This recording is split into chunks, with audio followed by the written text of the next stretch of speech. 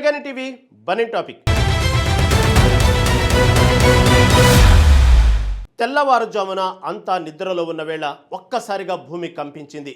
ఇళ్లు కదిలాయి, భవనాలు బీటలు వారాయి, ప్రాణాలు అరచేతిలో పెట్టుకుని జనం పరుగులు తీశారు. 7.7 తీవ్రతతో వచ్చిన భారీ భూకంపం ఇండోనేషియాలోని ఫ్లోరెస్ ద్వీపాన్ని వణికించింది. ఒకవైపు భూకంపం భీభత్సం, మరోవైపు సునామీ హెచ్చరిక. సముద్రం వెనక్కి వెళ్లడంతో ప్రజల్లో మరింత భయం. ఇప్పటికే 38 మంది మృతి, మరెందరో గాయాలు. సుమారు 2000 మంది సురక్షిత ప్రాంతాలకు తరలింపు. అసలు ఫ్లోరెస్లో ఏం జరిగింది? శిథిలాల కింద ఇంకా ఎవరైనా చిక్కుకున్నారా? సునామీ ముప్పు ఎలా తప్పింది? ప్రకృతి ప్రకోపం సృష్టించిన ఈ విషాదం ఏంటి?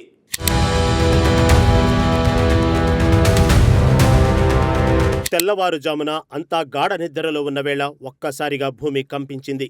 ఏం జరుగుతుందో తెలుసుకునేలోపే ఇళ్లు, భవనాలు కుప్పకూలాయి. క్షణాల్లోనే ఫ్లోరెస్ ద్వీపం యుద్ధభూమిని తలపించింది.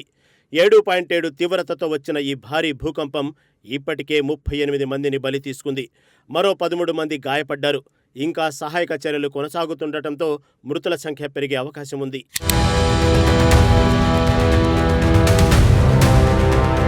భూకంపం దాటికి జనం ప్రాణభయంతో ఇళ్ల నుంచి బయటకు పరుగులు తీశారు.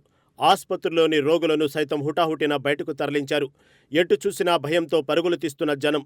కూలిన భవనాలు, బీటలు వారిన గోడలే కనిపించాయి. తమ కళ్ల ముందే ఇల్లు కూలిపోవడంతో బాధిత కుటుంబాల రోదనలు మిన్నంటాయి. అయితే భూమి కంపించడం ఒక్కసారితో ఆగిపోలేదు. వరుస ఆఫ్టర్ షాకులు ప్రజలను మరింత భయపెట్టాయి. ఎప్పుడు మరో ప్రకంపన వస్తుందో తెలీదు. దెబ్బతిన్న భవనం ఎప్పుడు కూలిపోతుందో తెలీదు. దీంతో ఇళ్లలోకి వెళ్లేందుకు కూడా జనం జంకుతున్నారు. మరోవైపు శిథిలాల మధ్య చిక్కుకున్న వారి కోసం రెస్క్యూ బృందాలు ప్రాణాలను ఫలంగా పెట్టి గాలిస్తున్నాయి.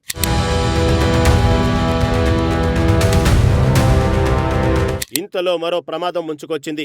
భూకంప కేంద్రం సముద్రానికి సమీపంలో ఉండటంతో సునామీ హెచ్చరిక జారీ అయింది. దీంతో తీర ప్రాంతాల్లో ఒక్కసారిగా టెన్షన్ పెరిగింది. పిల్లలను ఎత్తుకుని వాహనాలపై అందిన మార్గంలో అందినట్టుగా ప్రజలు ఎత్తైన ప్రాంతాలకు పరుగులు తీశారు. కొందరు ప్రాణభయంతో ఇళ్లను ఖాళీ చేసి సురక్షిత ప్రాంతాలకు వెళ్లిపోయారు. మౌమేరే పోర్టులో పరిస్థితి మరింత భయానకంగా మారింది.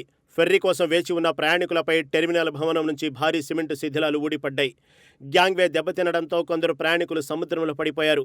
ఒక్క క్షణం ఆలస్యమైతే ప్రాణాలు సముద్రంలో కలిసిపోయే పరిస్థితి. భూకంపం సృష్టించిన బీభత్సానికి ఈ దృశ్యాలు అద్దం పడుతున్నాయి. సునామీ హెచ్చరికతో హై అలర్ట్ ప్రకటించిన అధికారులు దాదాపు 3 గంటల తర్వాత దానిని ఉపసంహరించారు. పెద్ద సునామీ ముప్పు తప్పడంతో ప్రజలు కాస్త ఊపిరి పీల్చుకున్నారు. కానీ భూకంపం మిగిల్చిన గాయాలు మాత్రం అలాగే ఉన్నాయి. కూలిన ఇళ్లు, దెబ్బతిన్న రోడ్లు, విద్యుత్ అంతరాయం, కమ్యూనికేషన్ సమస్యలు సహాయక చర్యలకు సవాళ్లుగా మారాయి.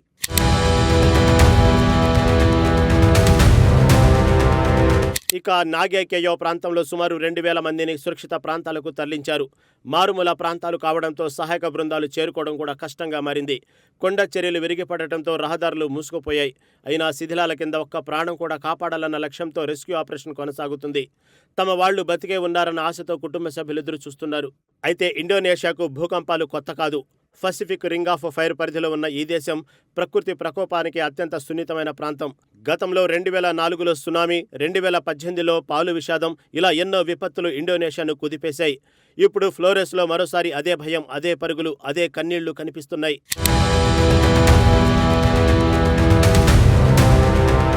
ప్రస్తుతం అధికారులు దెబ్బతిన్న భవనాల్లోకి వెళ్లవద్దని ప్రజలను హెచ్చరిస్తున్నారు. తీర ప్రాంతాలకు దూరంగా ఉండాలని సూచిస్తున్నారు. ఎందుకంటే ప్రమాదం ముగిసిందని భావించే సమయంలోనే ఆఫ్టర్ షాక్లు మరింత ముప్పు తెచ్చే అవకాశం ఉంది.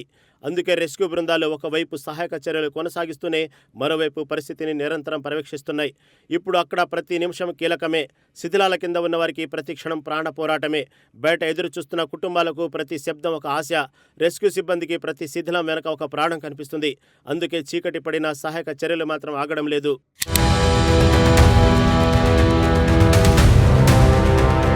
ఒక్క భూకంపం వేలాది కుటుంబాలను భయంతో వణికించింది. సునామీ ముప్పు తప్పింది. కానీ ప్రశ్న మాత్రం మిగిలిపోయింది. రేపు మరో ప్రకంపన వస్తే, మరోసారి సముద్రం ఉప్పొంగితే అప్పుడు ఆ ప్రజలను కాపాడేది ఎవరు?